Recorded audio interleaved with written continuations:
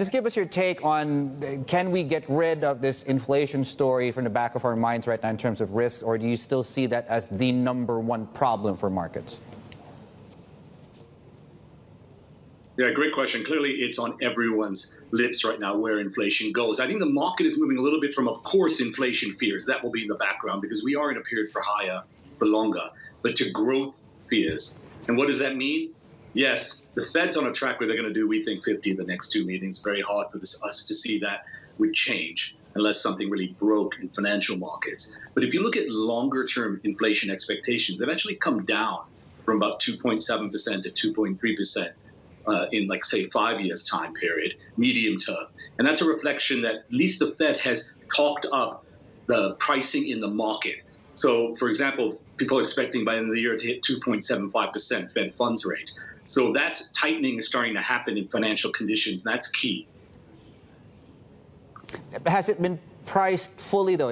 I mean, we've been talking about the Fed. I mean, yeah, let's first acknowledge that they thought inflation was transitory, then markets had to catch up. They had to catch up. Do you think we priced it in right now? We do. We were underweight government bonds for a long period of time, and we only about a month ago went to neutral from underweight. So we're not overweight. But we do think we are starting to price in a fair amount Fed rate hikes. Prashant, the thing is, this is all coming at a time also that we're seeing a sort of move away from the consumers buying goods to them actually using services. What are the implications of that on inflation in your view? Yeah, that is the next phase. We think some signs of goods inflation coming down is happening. Used car pricing is finally coming down. You used to be able to buy a car in the U.S., come off the lot and sell it for a higher price than you just bought it. And also, you're starting to see demand destruction. For example, the Walmart, Target's inventory levels are now going up. But obviously, spending is switching to services. If we look at the recent CPI figures, it's airfares, it's hotel rates, obviously, which are driving this. And of course, we're also looking for tonight's non-farm payroll, average hourly earnings. When does that peak?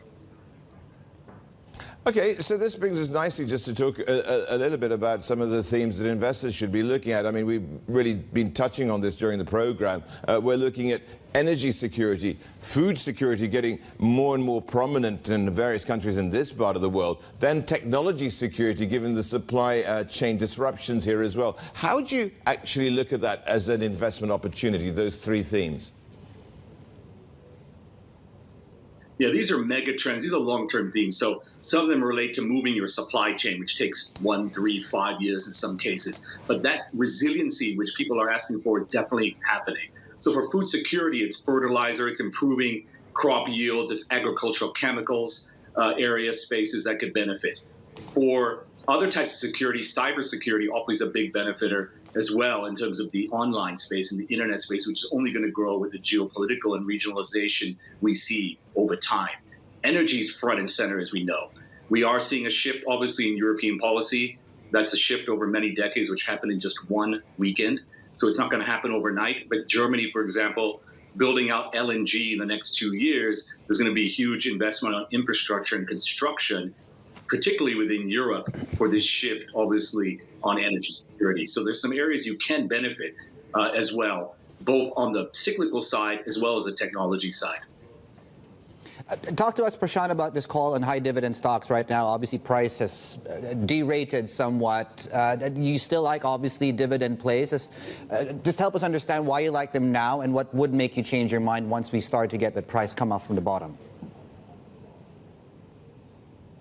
Yeah, this has been a good place to hide out with the market volatility. We think we're moving from a TINA market, where there was no alternative, to a TARA market, where there are reasonable alternatives. So we like dividend yielding stocks, high dividend, because high margins. So if you have a profit issue, you're going to have pricing power. If you have higher margins, your lower margin company, you don't have pricing power. So the key is the dividend sustainability and dividend growth. But within fixed income, if you think about the 2-year, 3-year part of the treasury curve, and you add a credit spread on top of that for high quality investment grade bonds, and we have a slowdown, not a recession, that means you can clip 3, 4, 5% yields now for the first time in a long time.